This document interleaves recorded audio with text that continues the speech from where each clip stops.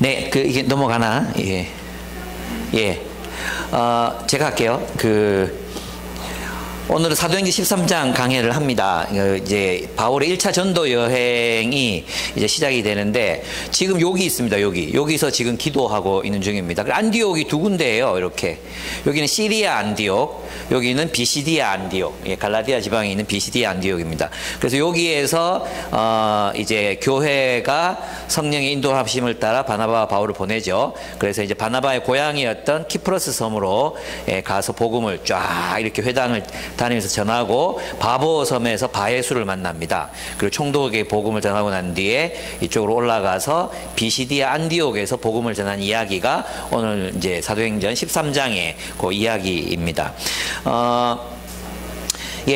먼저 이제 시리아 안디옥에서 일어난 이야기들 먼저 보기 전에 서론부터 말씀을 드리면 오늘 이 말씀의 제목은 하나님의 선교가 의미하는 것들이라고 한번 붙여봤습니다. 하나님의 선교가 의미하는 것들. 하나님은 교회를 통해서 자신의 목적을 이루어 가십니다. 그리고 우리는 누구입니까? 그 하나님의 목적을 이루기 위해서 부르심을 받은 그리스도의 제자들이라고 할 수 있습니다. 주님께서 이게 한 100번 정도 얘기한 거잖아요. 우리를 그리스도의 제자로 부르실 때는 하나님의 목적을 이루기 위해서 부르시는 것이다. 그래서 우리 그리스도의 모든 제자들은 하나님의 미션, 하나님의 목적에 참여해야 될 의무가 예수님을 믿는 동시에 생겨나게 되는 것입니다. 로잔 언약, 우리 복음주의자들의 선언인 로잔 언약에는 이런 캐치프레이즈가 있습니다. 온 복음, 온 교회, 온 세상이라는 캐치프레이즈입니다. 온 복음, 온 세상, 온 교회, 홀 가스펠, 홀 처치, 홀 월드라는 캐치프레이즈입니다. 이 말은 존 스토트가 이제 로잔 대회의 주역이었던 빌리 그레함과 존 스토트가 있습니다. 이 존 스토트가 이렇게 말하는 데서 유래했습니다. 복음화는 온 세계를 위한 온 복음을 가진 온 교회를 요청한다 라고 말했습니다. 복음화는 모든 세계를 위한 온전한 복음을 가진 모든 교회를 요청한다 한 말에서 이 캐치프레이즈가 나왔습니다. 한번 따라해 볼까요? 온 복음, 온 교회, 온 세상. 예, 하나님의 목적, 즉 하나님의 선교를 이루기 위해서는 모든 신자들이 온전한 복음을 증언하고 살아내어야 한다는 것을 의미한다는 것이죠. 그래서 그런 의미에서 모든 신자는, 홀 처치는 누구입니까? 선교사들이라고 할 수 있습니다. 우리 모두는 누구예요? 선교사들입니다. 온전한 복음이라는 것은 그저 예수 믿으면 천당 간다는 것을 온전한 복음이라고 말하지 않습니다. 오늘 우리가 살펴보겠지만 바울이 전한 복음은 그런 유의 복음이 아니었습니다. 바울이 전한 복음은 이 땅에 하나님이 약속하신 대로 그리스도를 통해서 하나님 나라가 세워진다는 그 약속이 성취되었다는 기쁜 소식이 온 복음이었습니다. 그러니까 온 복음을 가진 그리스도의 백성들은 온 세상으로 나가서 그리스도의 통치를 증언하고 그리스도의 통치를 실현해야 될 의무가 생기는 것입니다. 그런 의미에서 모든 그리스도인들은 하나님의 선교에 참여하는 선교사들이다 이렇게 얘기할 수 있어요. 그래서 이 선교의 주역은 선교사들이 아닙니다. 이 선교의 주역은 목사들도 아닙니다. 이 선교의 주역은 누구입니까? 예, 바로 우리입니다. 성령의 인도하심을 받는 모든 신자들이 선교의 주역인 것입니다. 제가 이제 로잔 사도행전 집필진이 이제 아침에 7시에 이제 줌으로 모임을 가졌었거든요. 지난주에 모임을 가졌어요. 근데 가지면서 이제 사도행전에 대해서 이제 서로 함께 이야기를 나누는데 그때 김영복 목사님 아시죠? 김영복 목사님. 그 김영복 목사님께서 그런 얘기를 하셨어요. 한 분이 이렇게 얘기했거든요. 이 사도행전의 선교를 보면 성령께서 주도하시고 사도들이 따라가는 그런 형태로 되어 있다. 그게 맞는 말이잖아요. 100% 동의할 수 있는 말이잖아요.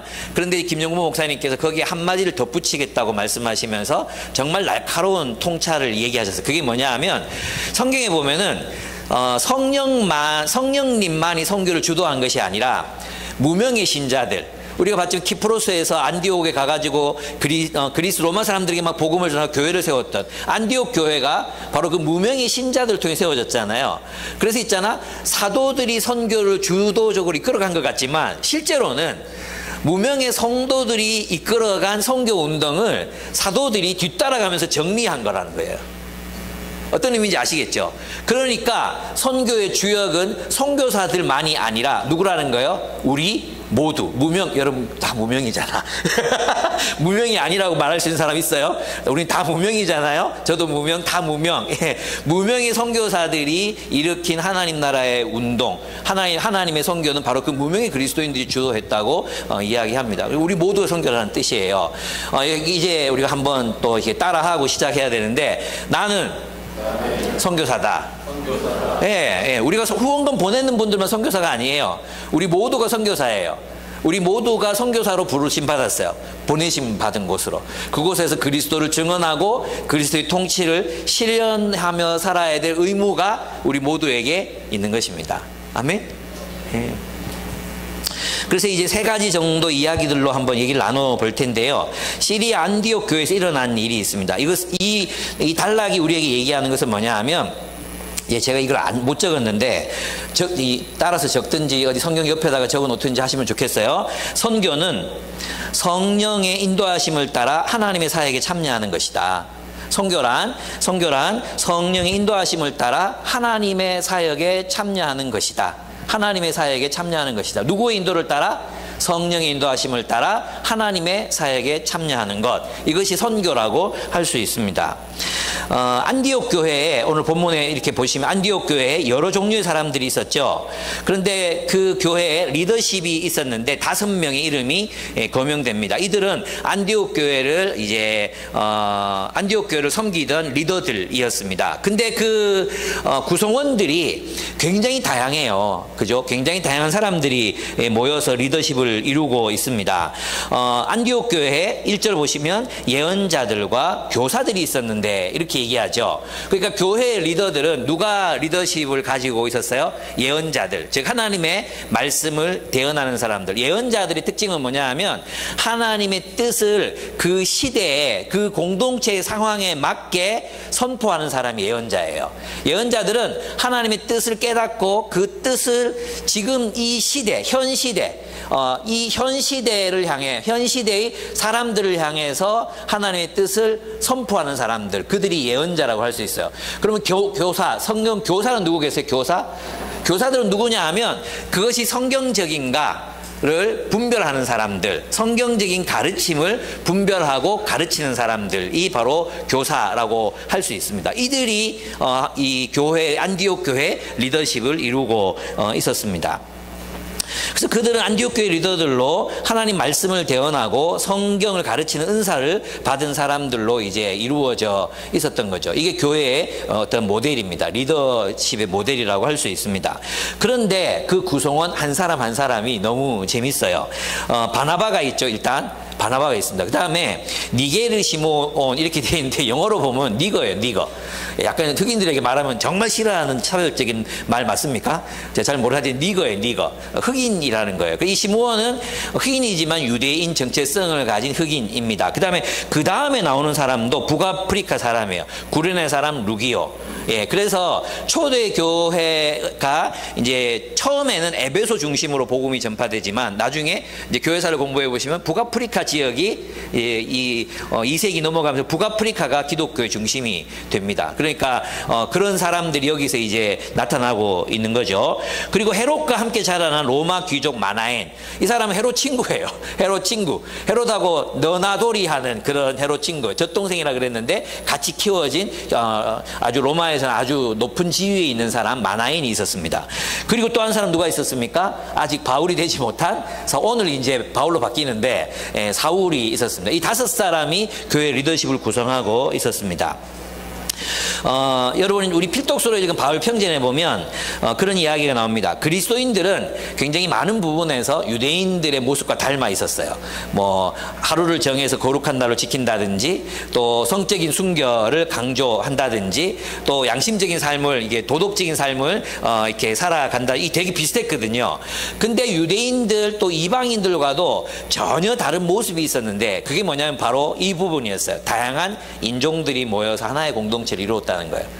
그러니까 인종적인 차별을 다 극복하고 새로운 하나의 백성, 그들이 스스로를 인식할 때 예수 그리스도를 중심으로 새로운 하나의 존재 방식으로 살아가는 사람들, 그들은 새로운 공동체, 새로운 나라, 새로운 존재로 그들을 인식했다는 것입니다. 그래서 여기에는 예수 그리스도가 중심이 되고 모든 사람들이, 모든 인종들이, 모든 계급과 모든 성별들이 다 들어와서 하나님 백성이 될 수 있었다. 이건 고대 어느 사회에도 혈연이 기반되어 있는 사회였죠. 혈연이 기반된, 그죠? 그리고 계급이 기초가 되어 있는 사회였잖아요. 근간을 이루고 있는 사회였는데 계급도 무너뜨리고 혈연도 무너뜨리고 인종도 무너뜨리는, 그리고 새로운 하나의 인종으로 자신들이 인식한 새로운 하나님의 백성들이 탄생했다는 것이었습니다.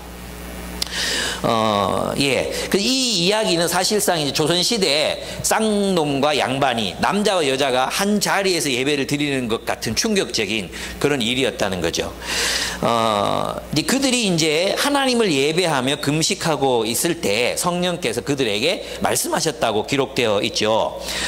그게 무슨 말입니까? 2절에 보면 너희는 나를 위해서 바나바와 바울을 따로 세워라. 내가 그들에게 맡기려는 과업이 있다. 이게 성령께서 말씀하셨다고 기록되어 있습니다. 여기서 이제 하나님을 예배하며라고 2절에 되어 있잖아요. 그죠? 이거는 이제 개역개정에 보면 하나님을 섬기며라고 되어 있어요. 주를 섬겨 금식할 때 이렇게 되어 있습니다. 이 섬기다는 단어로 번역된 단어는 워십이 아닙니다. 원래 워십이라고 번역될 수 있는 단어가 아니고 미니스터링이라고 번역될 수 있는 단어, 미니스터드라고 번역되어 있는 단어거든요. 그러니까 하나님의 사역을 말하는 거죠. 하나님을 섬기는 일, 하나님의 사역을 위해서 그들이 금식하고 있었다. 이렇게 이야기할 수 있습니다. 그러니까 하나님을 높이기 위해서 금식하고 있었다. 이렇게 표현할 수 있죠. 그걸 그래서 예배라고 표현할 수 있는 거죠. 그러면 여기에서 우리가 그들이 과연 여기에서 무엇을 위해 금식하고 있었을까? 이걸 이제 우리가 생각해 봐야 되는 부분이에요. 그죠? 그럼 성령은 어떤 방식으로 그들에게 말씀하셨고, 그들은 어떻게 그것이 성령의 음성인 줄 분별했을까? 이게 이제 오늘 우리가 풀어야 되는, 누가복음에 명확하게 나타나 있진 않지만 근간을, 이 어떤 행간을 통해서 풀어야 되는 그런 숙제라고 할 수 있습니다. 어떻게 말씀하셨을까요? 5명이 막 열심히 기도하고 금식하고 막 이렇게 기도하니까 바나바 사울 돌아가면서 막 그런 말이 막 나오고 막 이랬을까요? 아니면 바나바 사울 떠남 뭐 이러면서 막 어떤 게 생겼을까요? 그게 아니었을까요? 그들은 1년쯤 이제 바나바 사울이 그곳에서 바나바 사울은 안디옥 사람이 아니잖아요. 그죠? 안디옥 사람이 아니고 불렀잖아요. 그죠? 그래서 다른 사람이 지도를 위해서, 영적 지도를 위해서 부르심 받은 지도자들이었어요. 1년 정도 사역을 했어요. 그럼 그들 가운데 어떤 문제의식이 생겨났을까요? 다음 단계. 그죠? 다음 단계는 어떻게 해야 될 것인가? 바나바와 여기 자체 안에서 이제 리더십이 생겨나고 뭔가 이제 스스로 교회를 이룰 힘이 이제 생겼을 거 아니에요? 아까 예언자들도 있고 바나바 바울도 있고 5명 있었잖아요. 그러니까 어떤 문제의식이 생기냐 하면 다음 단계는 뭡니까? 이러면서 이제 성경 교사들, 여기서 교사들은 어떤 얘기를 했겠어요? 구약 성경에서는 이방이 빛이 되라고 했다. 예수께서 오셔서 예루살렘과 온 유대와 사마리아 땅 끝까지 이르러 복음이 전거된다고 했다. 그럼 우리가 지금 여기서 해야 될 일이 뭘까? 아마 고민했을 거예요. 그죠? 그리고 아마 바울이나 바나바의 의식 속에 이제 우리가 떠나서 복음을 온 세계에 전파해야 되지 않을까라는 예언적인 각성 혹은 직관이 생긴 거죠. 그래서 누군가가 얘기를 한 거야. 기도하자. 그럼 어떻게, 누가 가야 되냐? 우리가 지금 떠날 때냐? 어디로 가냐? 이러면서 이제 함께 기도하는 거예요. 하나님 뜻을 묻고 기도하고 또 성경을 들추고 하나님 뜻이 뭘까 고민하고, 그죠? 그래서 예언적인 은사를 가진 사람이 바울과 바나바가 떠나서 하나님의 일을 위해서 떠나는 게 맞는 것 같다. 이렇게 얘기하고, 그러면 이제 그 예언을 분별해야 될 거 아니에요. 바울의 원칙에 보면 예언은 반드시 분별하라 그랬잖아요. 그래서 다른 사람들이 그 예언이 정말 성경적이고 우리 시대, 우리 공동체에 맞는 이야기인지를 분별하고 5사람이 함께 모두가 주님께서 이제 바울과 바나바를 떠나보내라고 하시는구나. 이제 안디옥 교회는 스스로 서야 되는구나. 이런 것들을 깨닫는 공통의 의식, 성령의 인도함을 따르는 생각들이 생겨났다는 거예요.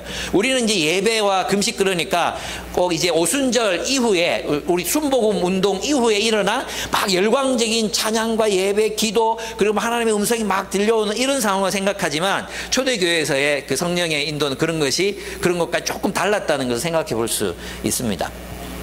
그래서 그렇게 분별하는 거죠. 네. 우리도 그렇습니다. 그래서 이 모델을 이들이 이제 성령의 음성을 분별하고 교회의 다음 스텝, 다음 단계의 사역을 결정하게 될 때 그들이 했던 일들을 통해서 우리도 동일한 과정들을 이제 가져가야 될 프로세스를 가져야 된다. 이거 생각해 볼 수 있죠. 첫째 해야 되는 게 뭡니까? 기도입니다. 기도. 금식과 기도라고 할 수 있습니다. 공동체가 함께, 특별히 리더십들이 함께 금식하고 기도하는 것입니다. 그래서 우리도 이제 시험 테스트 예배 한번 드려보고 또 금식을 선포하고 함께 하나님의 뜻이 어디 있는지 하나님께 묻고 기도하는 주간들을 가지고 하나님께 물어야 될 것 같아요. 그리고 그 청소년 사역자들을 위해서 누구를 리더로 세워야 됩니까? 또 그것도 하나님께 물어봐야 되겠죠. 그죠? 하나님께 묻고 성령의 인도를 구하고 금식하고 또 논의하고 또 기도하고 그렇게 해서 하나님의 인도를 받아가는 과정. 우리가 지금 하고 있는 것과 그렇게 다르지 않습니다. 그래서 첫째 기도하고 금식하며 하나님의 계획과 뜻을 묻는 작업이 반드시 필요합니다. 우리의 이성, 우리의 판단만이 아니라 하나님께 뜻을 묻는 거예요. 하나님께 계속 묻는 거예요. 성령 인도해달라고 하나님의 뜻을 묻는 것입니다. 그래서 합리적인 판단을 넘어서서 하나님의 뜻과 계획을 묻는 것, 이것이 필요하고, 두 번째 뭐가 필요합니까? 성령께서 주시는 말씀에 공동체가 함께 귀를 기울이고 분별해야 한다는 것입니다. 특별히 예언자들과 교사들로 세워진 이들에게 주시는 말씀에 주목했습니다. 그러니까 예언의 은사를 받은 예언자인 누군가가 이제 바나바와 바울이 하나님의 사역을 위해서 떠날 때가 된 것 같습니다 라고 말하잖아요. 그런 상황을 상상해 볼 수 있죠. 그죠? 그럼 다른 사람들이 정말 그럴까요? 하나님의 뜻을 물어봅시다. 그 말에 주목하고 귀를 기울여 보는 것입니다. 그리고 세 번째 했던 일은 리더십 공동체 또 교회 전체가 함께 기도하고 금식하며 분별합니다. 그리고 사람을 세우고 안수해서 보냅니다. 성령께서 지시한 것이었지만 공동체가 안수해서 그를 자격 있는 자로 인정하고 보내는 과정이 있었습니다. 그러니까 영적인 분별에는 있잖아요. 영적인 직관만이 아니라 또 성령의 은사만이 아니라 이성적인 판단, 공동체적인 합의, 이 모든 과정들을 통해서 성령이 우리를 인도하신다는 것을 우리가 알고 있어야 한다는 것입니다. 그렇지 않으면 어떻게 되냐 하면 어떤 초자연적인 은사를 가진 한 사람, 한 독재자에게 공동체가 휘둘릴 수 있어요. 예. 근데 이 5명의 공동체가 함께 기도하면서 함께 분별하잖아요. 이것에 우리가 주목할 필요가 있다는 것이죠. 그렇습니다. 우리 교회가 지금 청소년 사역을 세워가는 과정에서도 이와 같이 이제 여러분이 제가 이제 좀 예언하는 은사가 있다는 걸 여러분이 인정을 하셔야 됩니다. 예언의 은사가 있습니다, 제가. 그래서 이 공동체가 어떤 은기 왜 갑자기 내가 예언의 은사 있다는 고개를 팍 숙이는데 기분이 갑자기 나쁘다. 그렇게 우리 공동체가 나아가야 될 길과 방향들 하나님께서 제게 이렇게 말씀해 주시고 이런 직관을 주실 때가 있단 말이에요. 그럼 저는 그걸 제 혼자 막 이렇게 알고 막 끌고 나갈 게 아니라 공동체가 함께 그러면 하나님이 목사님 통해서 하신 말씀 그것이 정말 하나님 뜻인지 같이 분별해 봅시다. 논의하고 함께 기도하고 또 함께 합의하고 이렇게 하겠죠. 그죠? 그래서 리더 모임에 이걸 제출하고 또 리더들이 함께 우리가 안 한 게 있어요. 금식을 안 했어요. 그죠? 금식을 해야 돼, 이제. 금식하며 함께 기도하며 하나님의 뜻을 더 묻고 의지해서 하나님께서 우리를 어떻게 인도하시는지를 함께 보는 거죠. 그리고 하나님의 뜻이면 어떻게 해요? 하나님의 뜻이라면 그게 바울이든 바나바든 가락하면 가야 되는 거예요.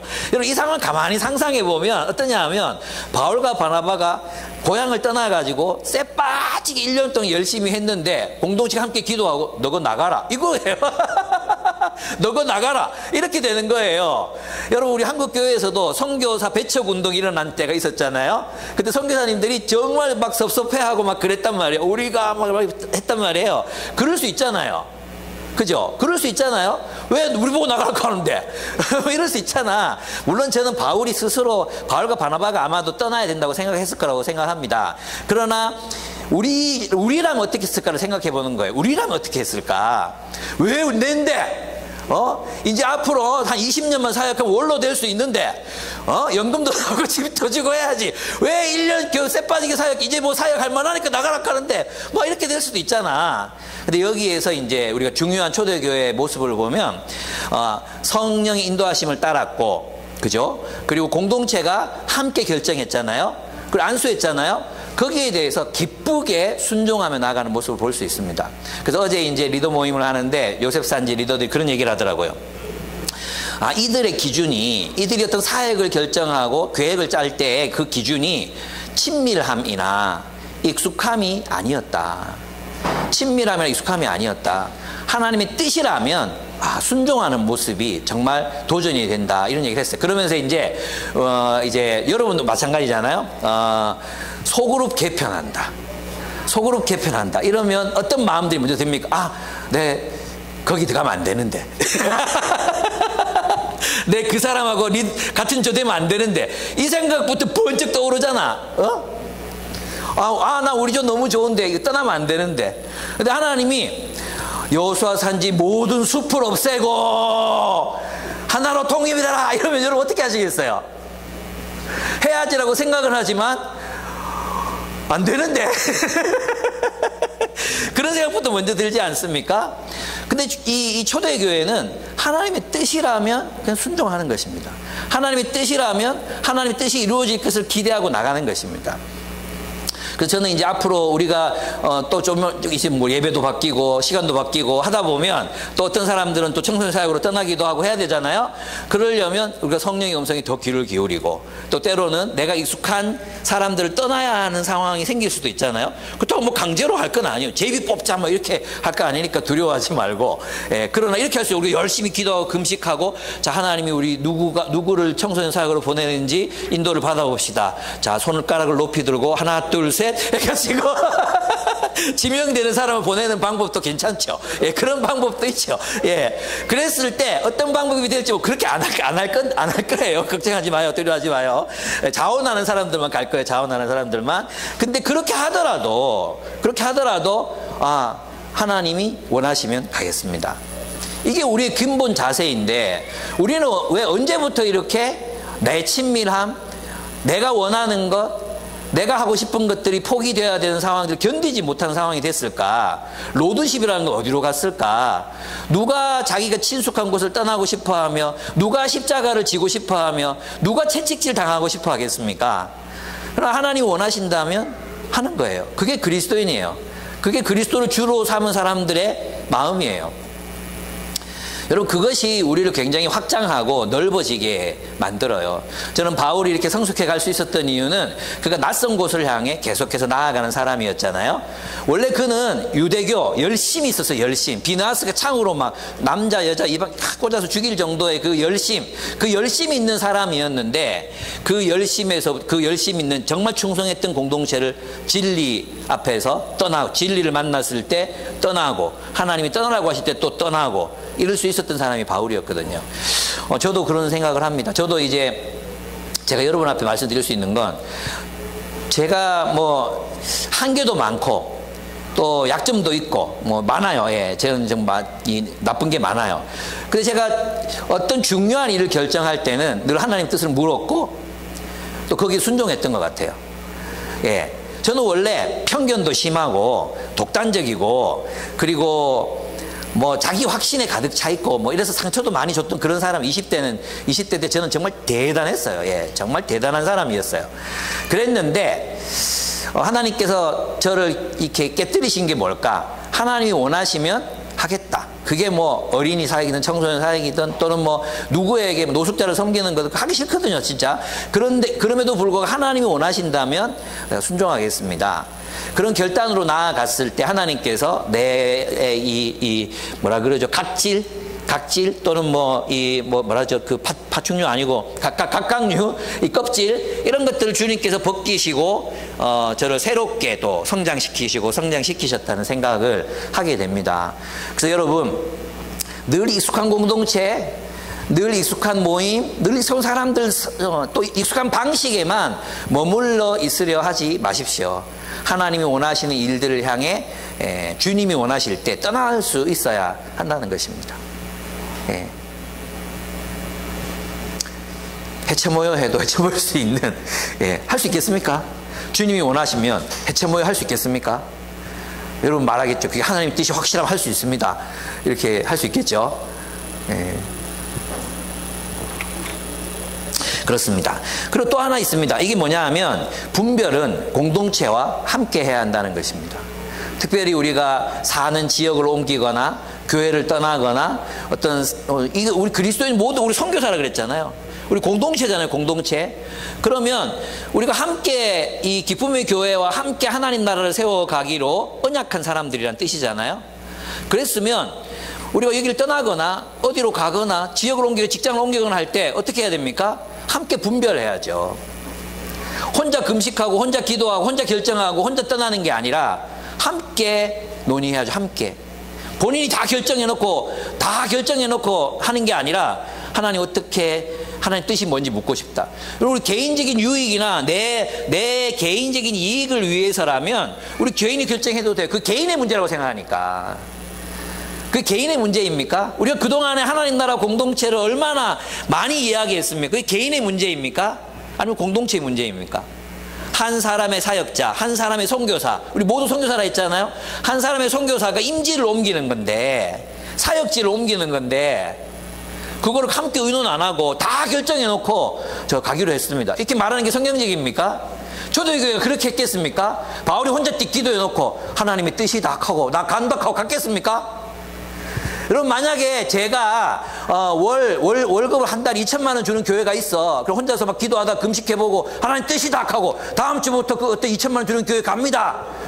이러면 여러분들이 그게 기쁘겠습니까? 이 말을 제가 괜히 하고 있다는 생각이 지금 막 들고 있기는 한데, 같이 의논해야죠. 하나님 뜻인지 물어봐야죠. 그죠? 그 목회자들에서는 그걸 요구하면서 왜 여러분의 인생 내 거라고 생각하십니까? 함께 결정해야죠. 함께. 그래서 여러분 제발 중요한 결정을 할 때 다 결정해놓고 갖고 오지 말라는 거예요. 리더 모임에도 같이 얘기하고, 그리고 소그룹에도 기도해달라고 하고, 하나님 뜻을 분별하고, 하나님 뜻이 아니면 기꺼이 포기할 수 있고, 내 개인의 유익이 아니라 길이 막혀서가 아니라 하나님의 뜻이라면 선택하고 하나님의 뜻이 아니면 포기하고 그럴 수 있는 성숙함, 분별하는 공동체, 그게 우리가 되어줘야 되지 않겠습니까? 저는 그것이 옳다고 생각합니다. 여러분도 그렇게 하나님의 인도를 받아가셨으면 좋겠습니다. 그래서 우리가 어딘가로 가야 한다면 그것은 내 직업적 이익이 아니라 사명을 이루기 위한 것이어야 하고 공동체 인정을 받아 안수받아서 가야 하는 것이라고 저는 믿습니다. 그래서 이제 요게 시리아 안디옥에서 일어났던 일이고요. 그 다음에 키프로스 섬으로 이제 갑니다. 여기 갔던 것도 보면 성령이 가라고 하셔서 키프로스 섬으로 갔다고 돼 있잖아요. 근데 이 헬라어 문장 구조로 보면 저는 잘 모르지만 주석가들의 말을 보면 키프로스라는 섬을 특정해 놓고 거기로 가라는 게 아니라 떠나라 했기 때문에 키프로스로 갔다 이렇게 돼 있어요. 떠나는 게 우선이에요. 어디로 갈지는 정해져 있지 않아요. 그런데 그 두 사람이 바울과 바나바가 키프로스 섬으로 가는 거예요. 그럼 이건 굉장히 상식적인 거죠. 왜냐하면 키프로스 사람이 안디옥 교회를 세웠거든요. 키프로스 사람이 복음을 전해서 이제 안디옥 교회를 세웠어요. 이 키프로스 사람 중에 한 사람이 바나바잖아요. 바나바. 그죠? 그래서 바나바의 고향이 키프로스로 가서 거기에서 이제 전체 회당을 돌면서 복음을 전합니다. 이것이 굉장히 중요하죠. 그러니까 하나님께서는 우리를 인도하실 때 막연한 어떤 초월적인 어떤 것들이 아니라 우리 안에 있는 경험과 또 우리 안에 있는 지성, 이성, 그리고 반지성적이 아니란 거죠. 그리고 성령의 주시는 직관, 그리고 하나님의 말씀, 이 모든 것들을 다 종합해서 판단해야 되는 게 하나님의 뜻이라는 것입니다. 그래서 이제 키프로스로 갑니다. 가서 회당에서부터, 성령이 회당에서부터 복음을 전하라 이렇게 하신 건 아니잖아요. 근데 회당에서부터 복음을 전합니다. 이거 이제 굉장히 어디 갔지? 야, 예, 되게 첨상해가지고 미안합니다. 아이고, 예, 요건데 이것도 돼요. 이것도 돼요. 이것도 돼요. 예. 회당에서 복음을 전합니다. 여러분, 이거는 사도 바울의 철칙이었어요. 어디든지 가면 회당에서부터 복음을 전해요. 왜 그랬을까요? 만만하니까. 아니에요. 왜 회당에서부터 복음을 전했을까요? 이게 굉장히 중요한데, 복음은 예수님, 유대교 끝, 예수님부터 새로 시작, 이게 아니란 거예요. 왜 회당에서 복음을 전했을까요? 유대교, 하나님의 약속, 하나님이 약속하시고 하나님의 나라를 세우시고 하나님의 백성을 일으키시잖아요. 그 모든 구약에 있는 약속, 그 약속이 복음에 포함되는 거예요. 그래서 복음은 예수로부터 시작되는 게 아니라 예수로 완성되는 거잖아요. 예수로부터 시작되는 게 아니라 하나님이 하나님의 백성을 선택하시고 그들에게 약속하시고 그들을 하나님 나라로 세워가시는 발전적인 과정. 아브라함에게 약속하시고 또 이집트에 포로로 잡혀갔다가 또 광야 생활 계속해서 하나님 나라가, 약속하신 하나님의 나라가 성취되는 모든 과정들, 그죠? 이 모두 하나님의 나라를 세우신다는 그 약속이 메시아 예수를 통해서 성취되었다. 이게 복음이라는 거예요. 그래서 유대교의 역사도 하나님 나라 복음의 역사에 포함돼야 되는 거예요. 아시겠죠? 근데 이게 지난 19세기, 20세기 동안에 무시되어 왔던 측면이 있었어요. 그래서 어떻게 됐느냐? 유대인의 역사는 끝났고 예수로부터 새로 이방인들과 함께 하나님 나라가 시작됐다. 여기에서 뭐가 나오냐 하면 유대인들을 학살하는 신학적인 근거가 나온 거죠. 그래서 서구 기독교는 1, 2차 세계대전 이후에 기독교가 몰락하거든요. 예, 물론 하나님 살아계셔서 그루터기 남겨두셨지만 기독교가 몰락해. 그 중요한 이유가 뭐냐 하면 세계대전이었어요. 세계대전과 홀로코스트였거든요. 홀로코스트. 그 홀로코스트를 독일 교회가 정당화했던 근거가 하나님께서는 유대인들을 버리셨다, 이거였거든요. 근데 아니에요. 성경을 보면 바울이 어디서부터 복음을 전했어요? 회당에서부터 복음을 전했다. 그리고 조금 있다가 예수의 복음을 바울이 전하잖아요. 어디서부터 시작하는지 아십니까? 하나님이 하나님 백성을 선택했다. 거기부터 나오는 거예요. 유대인의 역사가 절대 배제되지 않습니다. 하나님이 그들을 하나님의 나라로 세우려고 하셨다. 그들에게 하나님의 약속을 주시고 또 그들 하나님 백성으로 세우려고 하셨고 다윗을 통해서 메시아를 약속하시고 약속하신 메시아를 보내시고, 그래서 하나님 나라의 약속이 계속 역사 속에서 이어지는 연속성 가운데 있다. 그리고 우리도 여기 있잖아. 여기 어느 지점에 있잖아. 그죠? 교회라는 지점 어느 지점에 있잖아. 근데 우리도 어떻게 해요? 계속해서 하나님 나라의 역사는 이루어지고 있다. 이 전체가 뭐예요? 하나님의 복음이고 하나님의 선교가 이루어져가는 과정이라는 거죠. 우리는 그 선교의 역사 속에 한 복판 속에 우리도 있는 거죠. 그래서 우리가 복음인 거예요. 한마디로 말하면 우리가 이 교회가 이 세상에 나타난 복음이라는 거예요. 복음. 하나님의 구원의 역사, 하나님 나라의 역사, 그 역사가 실현되어 가고 있는 그 모습을 보여주어야 하는 존재하는 복음. 말로 선포되는 복음뿐만 아니라 실제 하는 복음이 되어야 될 필요가 있다는 것을 의미합니다. 그렇습니다. 여기서 이제 바울이 바예수를 만납니다. 이 바예수와의 대결이 이제 벌어지죠. 바예수. 이 바예수가 뭐냐 하면 이 예수의 아들이라는 뜻입니다. 예수의 아들이라는 뜻입니다. 그러면 여기서 착각하면 안 돼. 그 예수, 우리가 믿는 예수의 아들, 이런 의미가 아니라 예수라는 이름이 그 당시에 굉장히 흔한 이름이었어요. 요한 같은 이름, 흔한 이름이었는데 예수가 뭐냐? 여호수아, 구원자의 아들이라는 뜻이에요. 구원자의 아들, 이런 의미예요. 근데 이 바예수가 누구 옆에서 딱 붙어 있었습니까? 총독 옆에 붙어서 있었죠. 그럼 이 총독은 누구의 말에 귀를 기울였을까요? 바예수의 이야기를 듣고 마법과 주술의 세계 속에서 이 키프로스를 다스렸겠죠. 그죠? 그러니까 이 세계는 어떤 세계입니까? 마술과 주술이 지배하는 세계가 된 거예요. 이 문명은 거짓과 기만 위에, 사기 위에 세워진 문명이 된 거죠. 그런데 복음이 들어갔어요. 선교가 이루어지고 있는 거죠. 그래서 두 번째, 선교는 거짓과 마술적인 세계관으로부터 사람들을 해방합니다.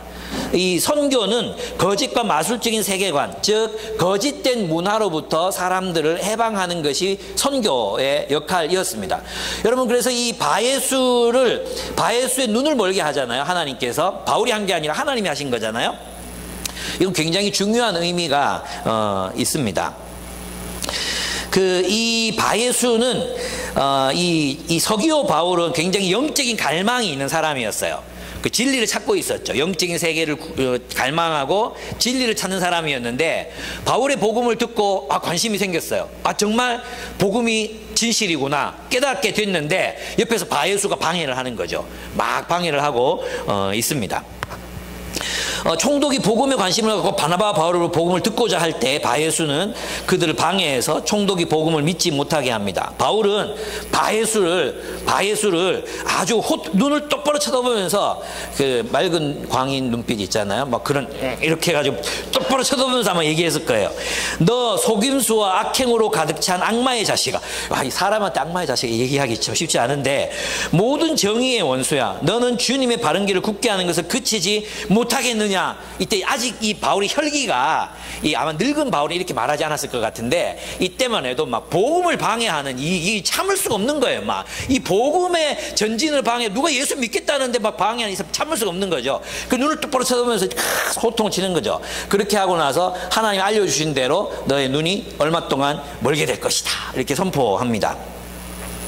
그렇습니다. 오늘날도 마찬가지입니다. 그래서 그가 눈이 이제 잠시 동안 멀게 되죠.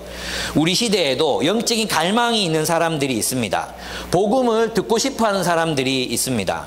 근데 그들 곁에서 복음을 듣지 못하게 하고 방해하고 왜곡한 오늘날의 바예수는 과연 누구이겠습니까?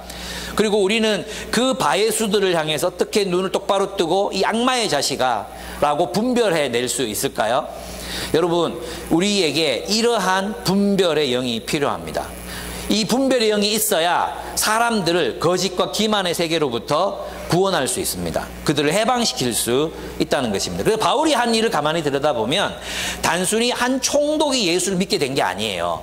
여러분, 로잔 언약에도 중요한 게 하나 있는데 뭐냐 하면 사회 지도층들을 복음화하는 것, 이것을 굉장히 중요하게 생각해요.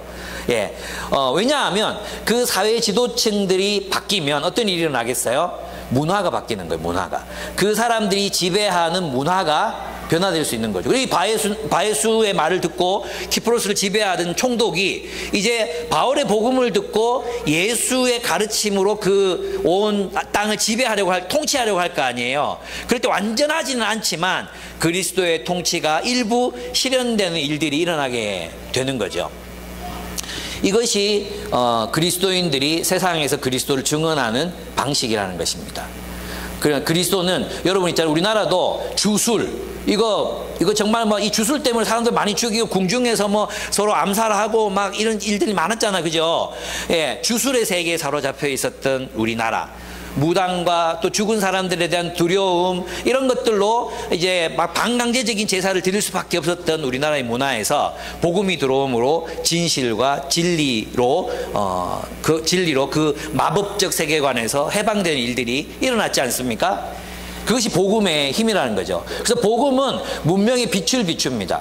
복음은 거짓과 기만에 가득 찬 이 문화를 꿰뚫어 보고 이 악마의 자식아 라고 외칠 수 있는 게 복음이어야 한다는 거죠. 그럼 우리는 그 어떤 문화들이 오늘날 사람들에게 복음을 듣게 하는데 방해가 될까요? 저는 일단은 극우주의라고 생각해요. 우리 한국교회에 들어와 있는 정광훈 씨를 선지자라고 믿고 있는 이 뭡니까? 딱 바예수입니다. 딱 바예수 아닙니까? 동의 안 합니까? 동의가 안 됩니까? 그 딱 바예수 역할을 하잖아요. 제가 정치적인 얘기를 하는 것이 아니라 정광훈 또 있습니다. 천공. 누군가가 바울 같은 사람이 천공의 눈을 똑바로 쳐다보면서 막 눈도 멀고 그러면 좋겠는데 하나님 요즘엔 그런 일은 안 하시는 것 같아요. 예, 그렇습니다.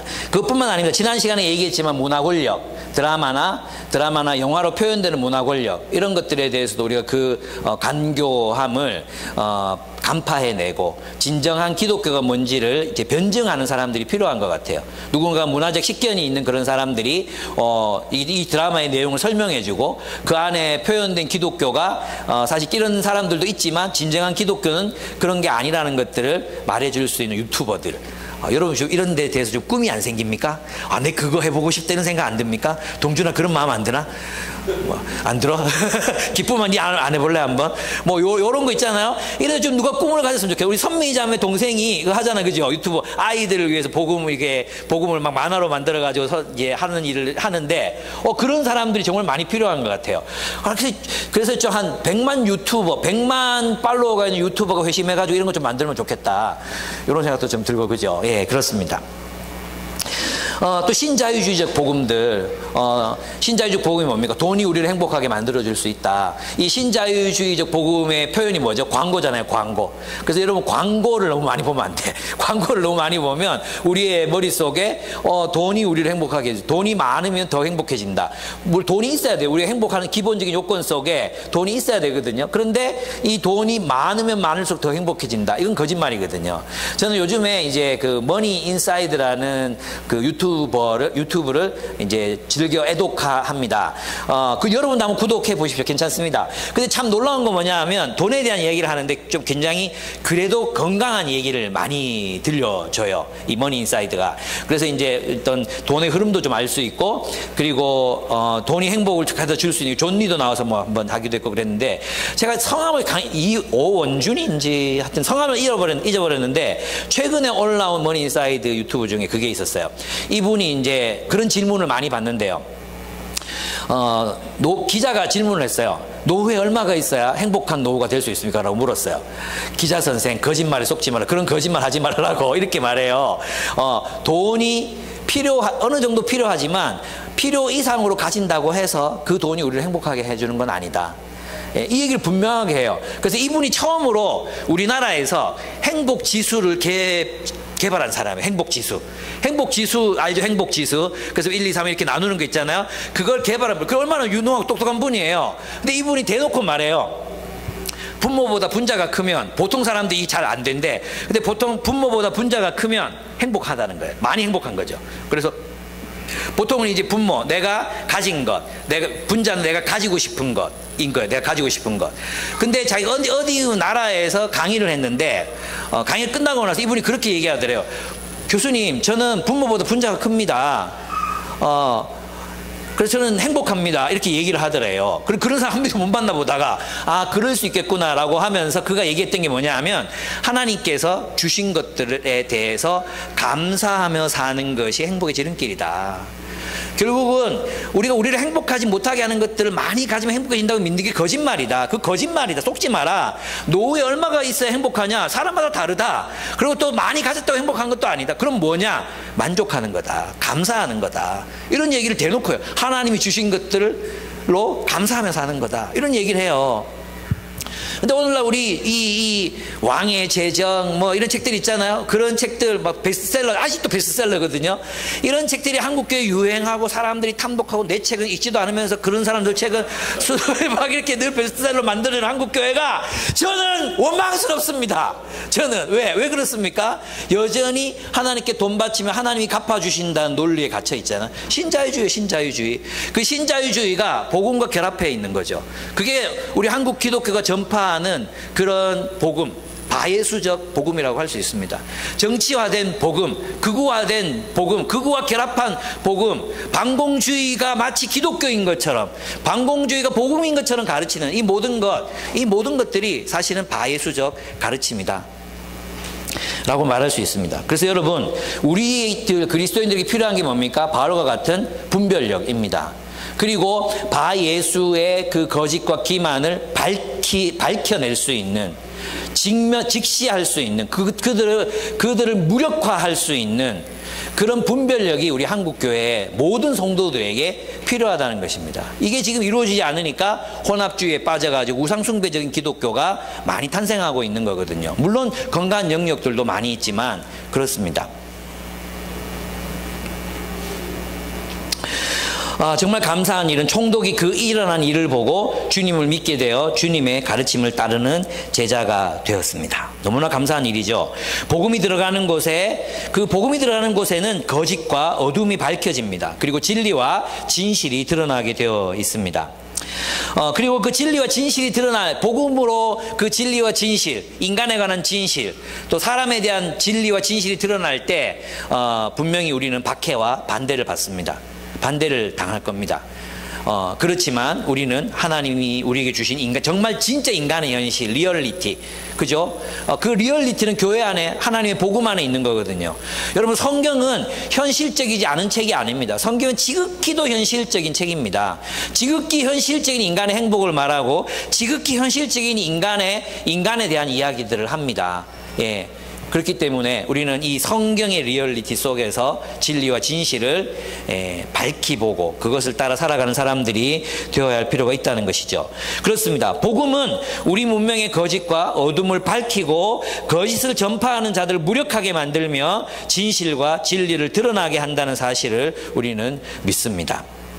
이것이 선교가 이루어지는 땅에서 일어나는 일들이라고 할 수 있습니다. 그래서 복음이 들어가는 곳에, 선교가 이루어지는 곳에 그 어떤 이데올로기도, 그 어떤 정치 권력도 거짓말을 할 수 없는 거예요. 그 거짓말에 속지 않아야 되는 게 이제 복음이라는 거죠. 한마디로 말하면 막 주술사가 지배하는 나라들 있잖아요. 부족들이 있잖아요. 복음이 들어가면 더 이상 힘을 쓸 수 없는 거죠. 그럼 어떻게 돼요? 그 사람들이 선교사를 공격하는 것입니다. 지금 네팔에서 일어나는 일처럼 막 복음이 막 전파되고 기존의 가치관과 기존의 그것들을, 그 우상숭배적인 요소들을 막 흔들어대니까 박해를 받는 것입니다. 그러면서도 또 수많은 사람들이 그리스도께로 돌아와 주님을 찬양하고, 내가 이전에 알았던 것들이 거짓과 기만에 근거한 거였구나 알게 되는 겁니다. 왜 공산주의가 그렇게 성경을 못 읽게 만들고 기독교를 억압하고 박해하는지 아십니까? 성경은 지독히도 정치적인 책이기 때문입니다. 진리와 진실을 드러내기 때문에, 그들의 기만, 그들의 거짓, 그들의 위선을 통렬하게 드러내기 때문에 그렇습니다. 그래서 우리는 복음을 전파해야 하는 것입니다. 그래서 선교는 개종을 위한 개종이 목표가 아니란 거죠. 개종이 아니라 무엇입니까? 그곳에 참된 하나님의 진리와 진실이 드러나게 하는 것, 어둠으로부터 해방시키는 것, 그것이 하나님의 말씀이요 복음이라는 것을 우리는 알아야 한다는 것입니다. 세 번째입니다. 세 번째, 이제 비시디 안디옥에서 이제 복음을 전하게 됩니다. 여기도 본문, 이제 요건 한 본문을 확인하면서 한번 들어가 보도록 하겠습니다.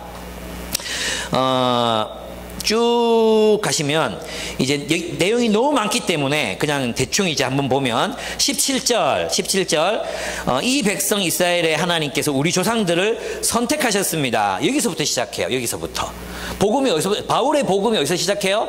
하나님의 백성들을 선택하셨습니다. 아브라함을 선택하셨습니다. 여기서 시작하는 게 복음이에요. 예. 그러면 이제 우리가 봐야 되는 게 뭐냐? 하나님께서 하나님 백성을 선택하셨잖아요? 그리고 이어지는 이야기, 우리가 다 읽지 않았지만 그 이어지는 이야기가 뭐냐 하면 출애굽과 광야 생활에서 하나님께서 그들을 돌보셨다. 그들을 하나님 나라가 되게 하셨다는 이야기예요. 맞아요?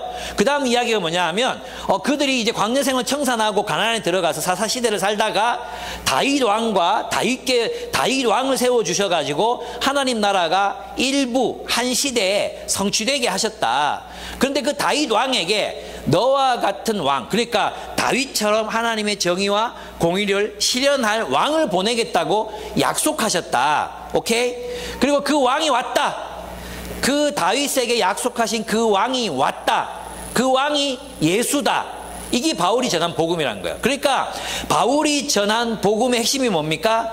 하나님이 약속하신 하나님의 나라를 하나님께서는 약속하신 메시아를 보내심으로 이루어가고 계신다. 이게 복음이라는 것입니다. 그래서 복음은 단순히 예수 믿으면 천국 간다는 걸 훨씬 뛰어넘는 거예요. 복음은 예수 믿으면 죄 용서 받는다. 그걸 훨씬 뛰어넘는 거예요. 뭐예요? 복음은 하나님 나라의 전체 역사예요. 하나님이 약속하신 하나님의 나라를 하나님께서 그리스도를 통해서 이루실 것이라는 그 약속, 그 약속에 성취되는 하나님 나라의 내러티브, 하나님 나라의 역사, 이 모두가 복음에 포함되는 거라는 거예요. 만약 그렇지 않았다면 바울이 예수만 전하면 돼요. 예수만. 그죠? 근데 예수를 전하기 위해서, 예수가 누구인지를 알리기 위해서, 예수를 믿는 게 무엇인지를 설명하기 위해서는 뭐가 필요해요? 저 앞부분에서 약속하신 하나님께서 아브라함에게 뭘 약속하셨으면 하나님 아브라함 선택하시고 하나님 백성 선택하셨을 때 뭐 약속하셨습니까? 내가 너로 강대한 나라가 되게 하고 여호와의 도를 지켜 의와 공도를 행하는 백성이 되게 하겠다. 하나님 나라 약속하셨잖아요. 네, 광야 생활에서도 모세를 통해서 내가 모세와 같은 선지자 하나를 일으키리니 너희는 그의 말을 들을지니라 약속하셨잖아요. 그리고 이 이스라엘 백성들의 시대에도 수많은 예언자 이사야, 예레미야 다 누구를 약속하셨습니까? 메시아를 보내겠다. 내가 나의 종을 일으키겠다 약속하셨잖아요. 그럼 다윗 왕에게도 약속하셨다는 거예요. 이 다윗 왕의 이야기가 시편 2편인데요 한번 이제 그 다음으로 넘어가서 한번 보겠습니다. 그러면 그 다음 구절부터 메시아 예수를 보내셨다 하고 나서 이게 이 사도행전 13장이 굉장히 조직적이에요. 그냥 막 던져놓은 이야기가 아니야. 그 다음 장에서 그 다음 이야기에서 뭐라고 얘기하느냐 하면 하나님의 약속이 성취되었다. 그 약속의 성취가 뭐냐? 하나님의 아들로 예수가 오셨다는 거예요. 이게 이제 33절입니다. 33절에 보면 인용된 구절 있잖아요. 기억이라고 동그라미 쳐져 있는 거 있죠. 세 번역에. 그거 한번 같이 읽어보겠습니다. 여러분 제가 이거 안 적어놨어요. 여러분 찾으셔야 돼요. 그거 한번 읽어보면 너는 내 아들이다. 오늘 내가 너를 낳았다 한 것과 같습니다. 이렇게 얘기했어요. 이 말이 무슨 말이겠어요? 하나님이 딸밖에 없었는데 내가 이제 드디어 아들을 낳았구나. 이 말이 아닌 거야. 내가 아들을 낳았다. 내가 오늘 너를 낳았다. 이 말은 뭐냐 하면 네가 나의 왕이 계승권자다. 이 말이에요. 내가 너를 왕으로 세웠다. 이 말인 거예요. 하나님께서 예수 그리스도를 왕으로 세웠다. 이 말인 거죠. 내가 너를 오늘 낳았다. 근데 이 시편에서 말하는 것은 다윗을 향해서 말하는 것 같잖아요. 그죠? 그 다윗, 그럼 맞죠. 하나님이 다윗을 왕으로 세웠죠. 이렇게 말하는 사람들에게 아니 다윗이 아니야. 왜냐하면 다윗은 죽어서 무덤에서 썩었잖아. 근데 하나님은 뭐라고 말씀하셨냐 하면 디귿 35절 디귿을 보겠습니다. 거기 보면 주님께서는 주님의 거룩한 분이 썩지 않게 하실 것이라고 말씀하셨다는 거예요. 썩지 않게 하실 것이다. 그래서 주님이 뭐 하셨습니까? 부활하셨다는 거예요. 부활.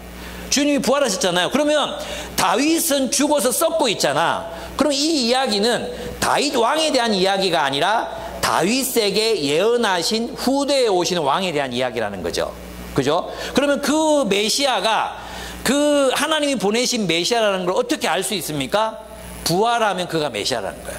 하나님이 부활케 하는 왕, 그가 메시아다 하는 거예요. 썩지 않음을 보게 하는 왕, 그가 메시아다. 오케이? 예, 그가 왕이다. 그래서 예수가 바울이 지금 이런 이야기, 다윗의 이야기를 아는 사람들에게, 다윗의 이야기를 읽은 사람들, 시편을 읽은 사람들에게 보십시오. 그 예수가 부활하셨습니다. 그러니까 하나님께서 그를 하나님의 아들로 삼으셔서 왕으로 세우신 것입니다. 이렇게 얘기하고 있는 것입니다. 그래서 그가 왕이 되셨으니까 이제 그 다음 남은 과제가 뭐예요? 그 왕의 통치를 따라 사는 거죠. 그래서 니은 찾으셨죠? 니은 같이 한번 읽어보겠습니다. 시작. 다윗에게 약속하고 거룩하고 확실한 복을 내가 너희에게 주겠다. 그러니까 누구를 통해서 주는 거예요? 여기는 없나? 예, 여기 다윗에게 약속하신 축복을 주겠다. 다윗에게 약속하신 축복이 뭡니까? 하나님이 다윗에게 뭘 약속했습니까? 내가 너희의 왕국, 그 다윗 왕국을 영원토록 지속되게 해주겠다. 이 말이거든요. 이 약속은 어디에 연결되어 있습니까? 아브라함의 약속에 연결되어 있는 거예요. 내가 너로 강대한 나라가 되고 여호와의 도를 지켜 의와 공도를 하는 나라가 되게 하겠다. 그 다윗 왕국이 뭘 보여줬습니까? 다윗 왕국이 영원히 이어진다는 뜻은 어떤 의미냐 하면 이런 의미예요. 하나님의 뜻대로 다스려지는 정의와 공의의 나라를 세우겠다. 이게 축복이야. 여러분, 그리스도인들에게 주어지는 축복은 메시아 예수를 믿음으로, 메시아 예수를 따름으로 말미암아 생기는 공동체적인 삶, 그 새로운 공동체의 삶, 그 삶을 축복으로 받는 거예요. 예수 믿어서 돈 많이 벌고 인생이 성공하고 자식들이 잘 되고 이게 아니라는 거예요. 뭐예요? 그리스도가 통치하시는 그 공동체, 그 자체가 축복이다. 왜? 이 공동체는 하나님의 뜻이 실현되기 때문이다. 하나님의 정의와 공의가 이루어지기 때문이란 거예요. 그럼 뭘 통해 이루어집니까? 내가 너희를 사랑한 것처럼 너희가 서로 사랑하라는 사랑의 계명을 통해서 하나님의 나라가 이루어진다. 사랑의 공동체로 살아가는 삶, 이 자체, 이것이 우리에게 주어지는 놀라운 축복이다. 다윗에게 약속하신 축복. 하나님께서 다윗에게 너 돈 많이 벌게 해줄게. 네 자식 성공하게 해줄게. 뭐 내가 너 좋은 차 사줄게. 내 믿으면 집은 그저 생긴다. 뭐 이런 얘기 한 번도 안 했어요. 뭐 했습니까? 내가 너로 하나님의 뜻을 이루는 정의와 공의의 나라를 세우게 할 것이다. 강대한 나라를 세울 것이다. 그러니까 우리가 받는 유업이라는 게 다른 게 아니라 하나님 나라 그 자체예요. 하나님 나라. 그럼 우리의 삶은 예수를 왕으로 믿는다. 예수를 믿는다는 게 어떤 뜻이겠어요? 예수를 믿는다는 건 그저 교리적으로 예수 믿으면 구원받습니다. 이걸 믿는 게 아니라 예수가 하나님이 약속하신 하나님의 나라를 가지고 오신 그 왕, 이 왕의 통치를 따르면 하나님의 나라가 세상 속에 건설되고 건립된다는 그 믿음, 그게 우리가 가진 믿음이에요. 그게 예수 믿는 믿음이라는 거예요. 내가 예수 믿습니다 했을 때는 하나님께서 주 예수를 통해서 하나님의 그 놀라운 새 창조의 역사가 하나님의 정의와 공의가 실현된다. 그것을 믿는 믿음. 예수를 통해 그 공동체가 도래했다. 교회는 바로 그 하나님 나라의 그 놀라운 빛을 비춰야 하는 공동체다. 이게 바울이 가졌던 믿음이었다는 것입니다.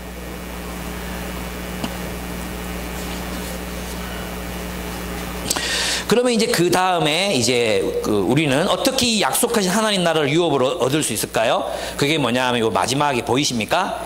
예. 앞으로 좀 진하게 만들어야 되겠다. 그죠? 믿음으로 예수 안에 있는 자들에게 주어지는 의를 통해서 우리는 하나님의 백성이 될 수 있다. 이것입니다. 여기 이 본문에 보면 몇 절에 나오죠? 39절 보시면 여러분이 모세의 율법으로는 의롭게 될 수 없던 그 모든 일에서 풀려납니다. 믿는 사람은 누구나 다 예수 안에서 의롭게 됩니다. 이렇게 얘기했어요. 여러분, 의롭게 된다는 게 무슨 뜻일까요? 의롭게 된다. 의롭게 된다는 게 뭐냐 하면 하나님의 언약 속에 하나님의 언약 안에 있는 백성이 된다. 이런 뜻이에요. 의롭게 된다는 것은 우리를 하나님의 언약 백성으로 삼으신다. 이런 의미예요. 그래서 이방인이든 유대인이든 율법을 다 지켜서 하나님의 백성이 될 자격을 얻는 게 아니라 하나님의 백성이 될 자격이 얻는 게 아니라 예수를 믿음으로 죄의 용서를 받고 하나님을 대적했던 죄의 용서를 받고 그리스도를 믿는 믿음 그 자체로 주님께서 우리를 하나님 백성으로 여겨주신다. 이 말이에요. 이게 우리를 의롭게 한다. 그 예수 안에 있으면 의롭다는 거예요. 예수 안에. 왜? 예수의 통치 안에서 사는 사람들이 이제 누구라고 하는 거예요? 하나님의 백성이다. 이렇게 하는 거죠. 그게 믿음인 거예요.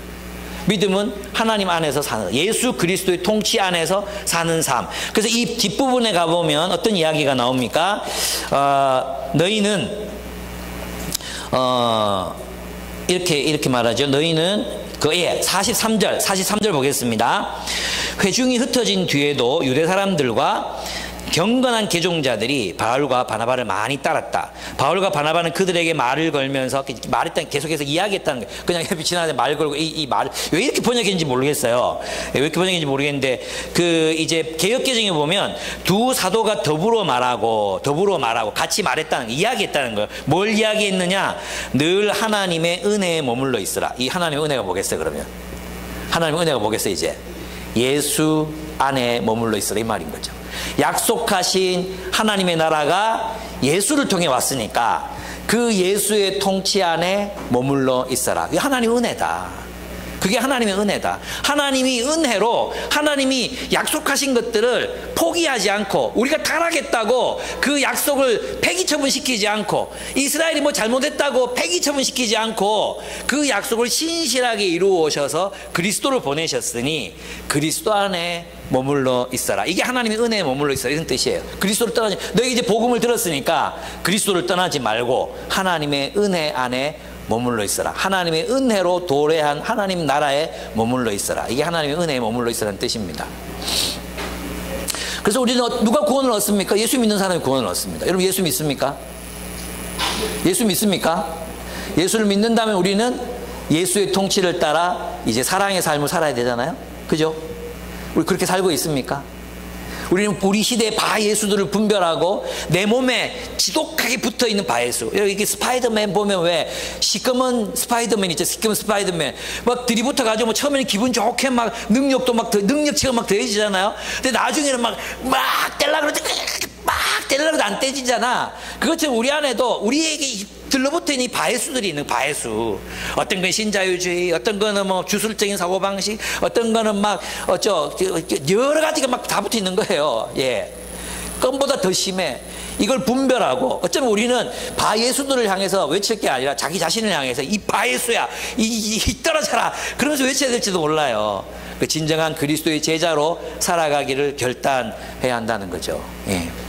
그럴 때 어떻게 됩니까? 하나님 나라가 세상에 창조됩니다. 그리스도가 통치하시는 나라가 창조되잖아요. 그러니까 우리가 뭐예요? 복음인 거예요. 우리가 복음인 거예요. 뭘 보여줘야 돼? 그리스도의 통치가 실현되는 걸 보여줘야 돼. 뭘로 보여줘? 서로 뜨겁게 사랑함으로. 네. 그래서 제가 다음 주 필리핀 가잖아요. 아직 후원금 5,000원 안 보낸 사람들 오늘 사랑으로 보내시길. 지금 찍죠. 예, 그게 내가 먹고 쓰는 게 아니라 필리핀 사람들, 예, 항공비, 숙식비 이런 거 위해서 하는 거거든요. 예, 요렇게 또 적용이 되네. 예. 그럴 수 있습니다. 그래서 여러분, 예수를 믿으라는 이 말씀은 예수가 하나님 보내신 그리스도이심을 믿고 그의 계명과 가르침을 따라 하나님의 나라를 살아가라는 뜻입니다. 주 예수를 믿는다는 것은 예수 믿으면 내세가 보장된다는 것만이 아닙니다. 뭐 포함되죠. 예수를 믿는다는 건 믿음으로 이 땅에서 돈 많은 부자가 되고 성공한다는 뜻도 아닙니다. 물론 포함됩니다. 그러나 그것이 전부가 아닙니다. 주 예수를 믿는다는 것은 감정적이고 심리적인 치유에 머무는 것도 아닙니다. 주 예수를 믿는다는 것은 그분을 하나님이 약속하신 메시아로 믿고 그분의 통치를 따라 이 땅에 새로운 하나님 나라의 질서를 창조하며 살겠다는 결단, 그것이 믿음이라고 할 수 있습니다. 예수 믿습니까? 예. 아멘. 늘 하나님의 은혜에 머물러 있으라고 권합니다. 이제 제가 마지막입니다. 야, 오늘 굉장히 진도가 빠르게 나가서 정말 기분이 좋습니다. 기억. 47절의 기억을 한번 보겠습니다. 47절의 기억. 여기는 없지 싶은데 한번 넘어가 볼까요? 네. 어디 갔노? 예. 여기 보면 이제 선교의 결과 열매가 나오죠. 열매. 많은 사람들이 주님께로 돌아옵니다. 그죠? 그리고 반대와 박해가 일어나요. 그리고 그러나 교회는 기쁨과 성령으로 가득 차 있습니다. 이게 굉장히 중요합니다. 여러분, 이제 초대교회는 반대와 박해, 고난을 하나님 나라가 이 세상에서 실현되는 필연적인 과정으로 봤어요. 그러니까 박해가 있다는 것은 하나님 나라가 이루어지고 있구나 라고 인식했다는 거죠. 그래서 기뻐할 수 있었던 거죠. 아, 하나님 나라가 하나님 말씀대로 하나님의 예언대로 이루어지고 있구나, 기뻐했다는 것입니다. 근데 우리는 주님 따르다가 좀 박해가 오고 또 고난이 오고 내가 원하는 게 잘 이루어지지 않고 내 뜻대로 안 되고 이러면 어떻게 합니까? 짜증 나잖아. 막 짜증내고 막 화내고 막 그러잖아요. 근데 여러분, 이 사도행전의 말씀과 우리의 삶이 무슨 상관이 있습니까? 결국 누가 기뻐할 수 있는가? 이 세상에 진짜 하나님의 정의와 공의가 실현되기를 간절히 원하는 사람, 그러니까 지밖에 모르는 사람들, 그저 내만 잘 되면 되고 내만 잘 살면 되고 내만 배부르면 된다 이런 생각 가진 사람들은 이게 한 개도 안 기뻐요. 그리스도가 왔다, 예수가 왔다, 이게 자기하고 무슨 상관이 있는데. 근데 진짜 이 세상의 고통과 신음소리를 보고 정말 하나님의 정의와 공의가 실현되기 바랍니다. 하나님의 새로운 질서가 나타나서 또 우리도 그 예수를 따라 살고 이걸 진짜 간절히 원하는 사람들은 와, 우리가 그분의 백성이 됐구나. 그리고 이 땅에 정말 그리스도의 통치가 실현되는구나. 얼마나 기뻐하며 살겠습니까? 이 삶, 나누고 사랑하고 용서하고 차별을 극복하고 주님의 뜻에만 순종하고 이 삶을 기뻐할 수 있다는 거죠. 성령으로 충만한 사람들이. 우리는 어디에 속해 있는지 모르겠어요. 내가 원하는 기도를 들어주지 않고, 내가 원하는 소망이 이루어지지 않고, 내가 사고 싶은 물건을 살 돈이 없어서 우리는 얼마나 좌절하고 실망하고 낙담합니까? 하나님 나라로 실망하고 하나님 나라, 하나님의 정의, 하나님의 공의, 하나님의 사랑, 그것이 이 공동체 안에서 주님이 허락하신 사람들과 함께 이루어갈 것을 우리는 기뻐하지 않거든요. 여러분, 이제 진정한 행복이라는 것은 결국은 우리가 얼마나 성숙한 사람이 되느냐에 달려 있습니다. 저는 여러분들 보면 참 좋아요.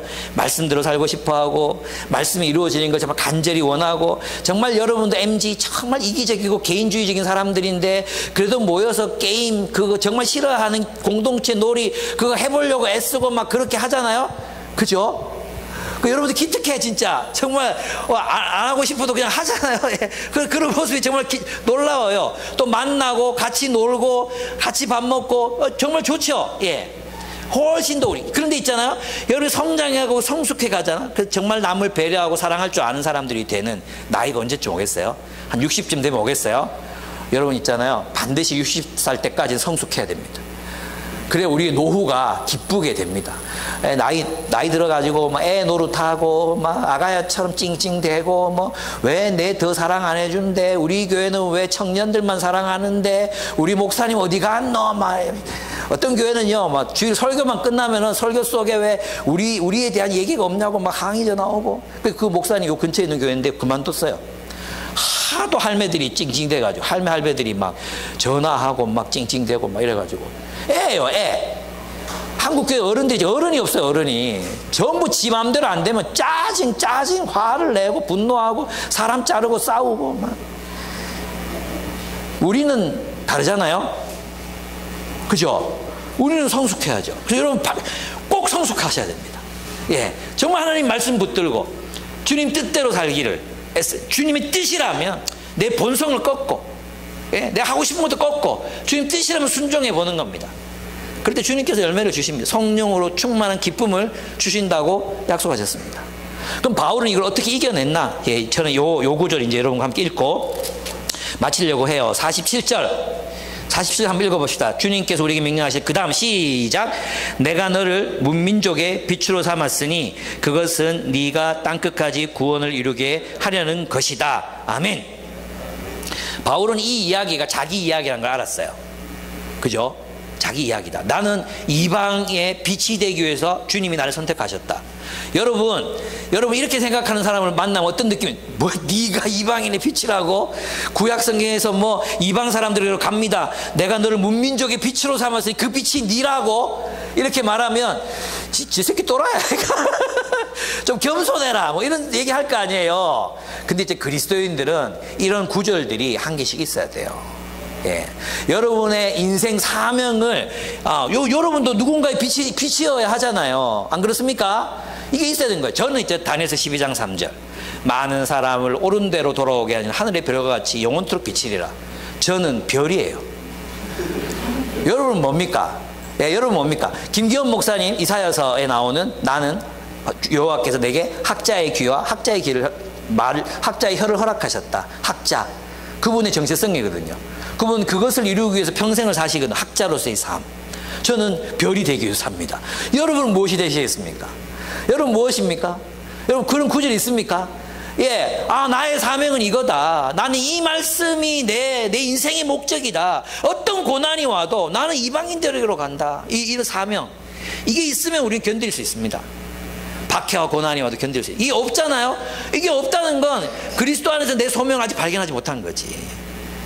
그래, 여러분 그건 하나님 주시는 겁니까? 자기가 찾는 겁니까? 여러분이 아무거나 찾으면 돼요. 그냥 적어가지고 아무거나 좋은 구절, 여러분 마음에 맞는 구절 그거 붙잡고 살면 돼요. 예. 그러다가 아니면 딴 거 바꾸면 되잖아. 어쨌든 한 구절 가지고 살아봐.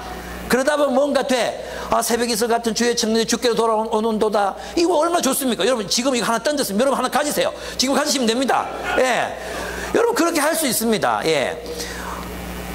그래서 이 말씀 붙들고 하나님이 주신 정체성 가운데서 살아가기를 결단하는 삶, 그게 이제 우리들에게 필요한 거라는 거죠. 어디 가서도 열매를 맺는, 말씀을 맺으면 결국 이제 우리는 성령의 인도하심을 따라 하나님의 사역을 발견하고 뜻에 순종해서 나가야 된다. 또 뭡니까? 두 번째로는 우리의 복음, 우리의 선교는 한 문화의 빛이 뭐라고 말해야 되지? 그 문명의 어둠을 깨뜨리는 삶을 사는 사람들이 바로 그리스도인이고 선교다. 선교는 한 문명을 개화시킨다. 혹은 밝게 만들어준다는 거죠. 세 번째는 이 선교는 온 세상의 하나님 나라의 공동체를 창조하는 능력이다. 그것이 바로 오늘 우리가 여러분과 함께 나누고 싶었던 이야기였습니다. 우리 함께 기도하겠습니다.